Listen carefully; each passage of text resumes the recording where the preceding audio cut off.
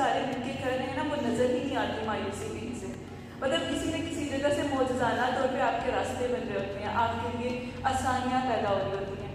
तो मतलब मैंने अभी 4-5 साल के अरसे में जब मैं यूनिवर्सिटी से वापस हॉस्टल नहीं जाती थी, एनजीओ में चले जाती थी, तो बच्चियाँ मुझे मेरी फ्रेंड्स कहती थी कि अच्छा तुम थकती नहीं हो, तुम्हें नींद नहीं आती, तुम्हें दिन में रेस्ट नहीं करना। तो मैं ये कहती थी कि नहीं, मुझे लगता है कि शायद बरकत ख़त्म होगी, मैं बस सोती रहेगी। ठीक है, तो वो ये मेरा क्वेश्चन ये कि जो लोग थोड़े से प्रिविलेज हैं, जो देने पे राजी का नजर ये काम कर रहे हैं, लेकिन आप अगर आप देखिए तो उनके अंदर बहुत मायूसी आती चली जा रही है।